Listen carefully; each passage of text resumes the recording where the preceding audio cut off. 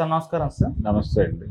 Sir choreographer శ్రేష్ఠ వర్మ అంటే గతంలో కొంత వివాదం కారణంగా జానీ మాస్టర్తో కాస్త అంటే అప్పుడు మీడియాలో పరిచయం అవ్వడం పాపులారిటీ కూడా సంపాదించుకోవడం చూస్తున్నాం.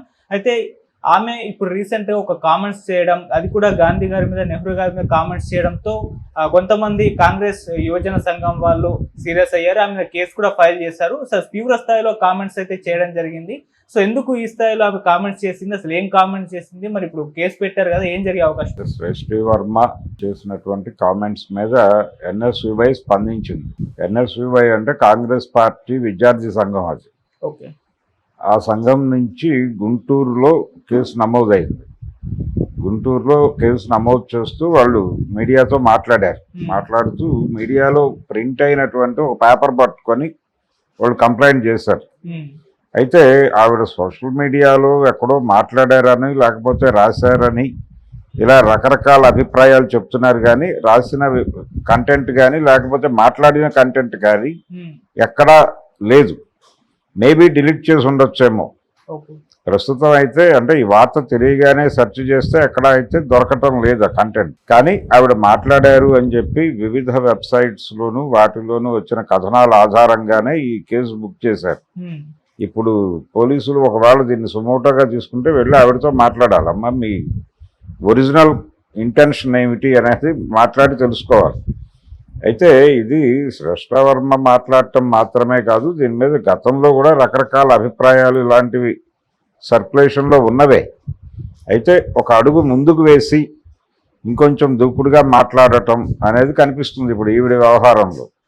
ఆ పద ప్రయోగం కొంచెం ఇబ్బందికరమే. ఒకవేళ ఆవిడ నిజంగానే అలా అభిప్రాయపడుంటే గాంధీ కంట్రిబ్యూషన్ ఏమిటి దేశానికి అలాగే స్వతంత్ర పోరాటానికి అనే దానికి సంబంధించి భిన్నమైన అభిప్రాయాలు ఉన్నాయి. అంటే భారతదేశంలో మొదట జరిగినటువంటి ప్రథమ భారత స్వతంత్ర సంగ్రామం అంటారు. అంటే 1857లో జరిగినటువంటి ప్రథమ భారత స్వతంత్ర పోరాటం అనటంలోనే కుట్ర ఉంది అనేది సావర్కర్ గారి అభిప్రాయం. అంటే అదొకటే జరిగింది స్వతంత్ర పోరాటం, గాంధీ గారి ఆధ్వర్యంలో కాంగ్రెస్ పార్టీ ఆధ్వర్యంలో జరిగింది స్వతంత్ర పోరాటంగా గుర్తించాల్సిన అవసరమే లేదు అన్నాడు ఆయన థియరిటికల్గా. సరే, దానికి ఆయనకున్నటువంటి రీజన్స్ ఆయనకున్నాయి.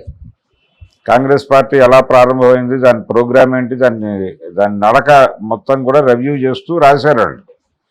ఈ ప్రాసెస్లోనే పూనాలో ఉన్నటువంటి హిందూ సంఘాల ప్రతినిధుల నుంచి, అంటే గాంధీ గారు కొంతకాలం అక్కడ ఉన్నాడు, ఆగాఖాన్ ప్యాలెస్లో ఉన్నాడు అక్కడ పూనాలో. ఉండగా ఆయన్ని కస్టడీలో ఉంచారు. అక్కడ కస్టడీలో ఉండగా ఆయన వ్యవహార శైలి మీద రోజువారీ లోపల నుంచి బయటకు వార్తలు వచ్చేవి. ఆ వార్తల నుంచి ఆయన క్యారెక్టర్ ఏమిటి అనేది అర్థం చేసుకుంటున్నాం మేము. కాబట్టి ఆయన్ని ఎట్టి పరిస్థితుల్లోనూ చంపాలని నిర్ణయం చేసుకున్నాము. అంటే ఇది హిందుత్వ కాన్ఫ్లిక్ట్ కాదు. హిందుత్వ కాన్ఫ్లిక్ట్లో భాగంగానే ఆయన పర్సనల్ లైఫ్లో ఉన్నటువంటి వ్యవహారాల మీద రియాక్ట్ అయ్యి వీళ్ళు ఇమ్మీడియట్గా ఆయన్ని ఎలిమినేట్ చేయాలని అనుకున్నట్టుగా కూడా మనకి కొన్ని పుస్తకాల్లో రాశారు. ఇలాంటి అభిప్రాయాలు ఉన్నాయి మొదటి నుంచి. గాంధీ గారి ఎఫ్ఐఆర్స్ మీద రకరకాల కథనాలు గ్రంథాలు ఉన్నాయి. కాకపోతే ఇలాంటి పదప్రయోగాలు జరగటం అనేది కొంచెం ఇబ్బంది పెట్టింది. రెండవది, ఈ టైంలో గాంధీని నెహ్రూని వాళ్ళ క్యారెక్టర్లు అసాసిన్ చేస్తూ కథనాలు ప్రచురించడం అనేది జరుగుతోంది. ఇది వాంటెడ్గానే చేస్తున్నారు చాలామంది. అంటే చరిత్ర నుంచి వాళ్ళని తప్పించాలి, అంటే చరిత్ర పుస్తకాల్లో నుంచి వాళ్ళిద్దరి గురించినటువంటి అంశాలు తొలగించాలి అనేటువంటి మాట కూడా ఆవిడ సెన్సిబుల్గానే అంది. సెన్సిబుల్గా అంటే ఇప్పుడు నడుస్తున్నటువంటి రైట్ వింగ్ పొలిటికల్ ఏరియాలో కరెక్ట్గా వాళ్ళకి కనెక్ట్ అయ్యేటువంటి మాట మాట్లాడింది కాబట్టి దీన్ని ప్రజాభిప్రాయంగా తీసుకుంటారు వాళ్ళు. కాబట్టి రైట్ వింగ్ పాలిటిక్స్తో ఒక ట్రావెల్ ఉండే ఛాన్సెస్ ఉంది ఆ అమ్మాయికి. ఆ ఏరియాలో ఎక్కడో, అంటే ఆవిడ భావజాలంలోనే అది ఉండొచ్చు ఆ కంటెంట్.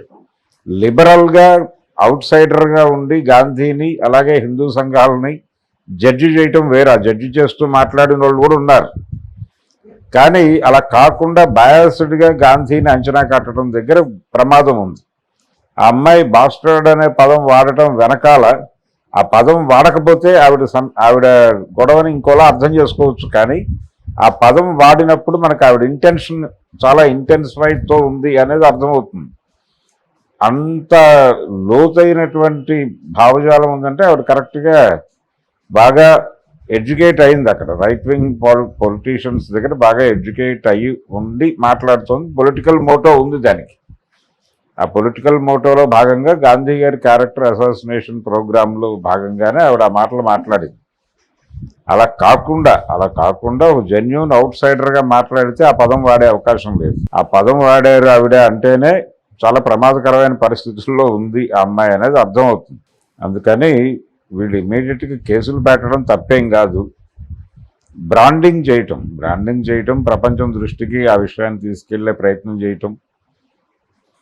చాలామంది మాట్లాడుతున్నారు కదా, నేను కూడా మాట్లాడితే ఏమవుతుంది అన్న టోన్లో మాట్లాడి ఉండొచ్చు. కానీ గౌరవప్రదమైనటువంటి పద్ధతిలో ఒక ఆర్గ్యుమెంట్ లాగా గనక నీ దగ్గర ఉన్నటువంటి విషయాలని ఒక చర్చకి పెట్టే పద్ధతుల్లో గనక ప్రపంచం ముందు పెడితే దానికి రియాక్ట్ అయ్యేవాడు రియాక్ట్ అవుతాడు. ఒక సంవాదం జరగాలి. ఒక సంవాదం జరగటానికి నువ్వు ఈ అభిప్రాయం ప్రాతిపదిక అయితే మంచిదే, కానీ ఇది అలా లేదు. ఆ పదం వాడటంలోనే దాన్ని కంక్లూడ్ చేసేయాలి. ఏకపక్షంగా ఉంది. ఈ ఏకపక్షంగా మాట్లాడటం అనే దగ్గరే అమ్మాయి ఎక్కడో రైట్ వింగ్తో అసోసియేట్ అయి ఉంది అనేది డౌట్ వస్తుంది. ప్రస్తుతం ఆవిడ ఆరోగ్య పరిస్థితి మీద కూడా నాకు డౌట్ వస్తుంది. అంటే ఆ అమ్మాయి ప్రపంచంలో అందరూ మాట్లాడుతున్నాను అనే భ్రమలో కొంచెం టోన్ పెంచి మాట్లాడటం.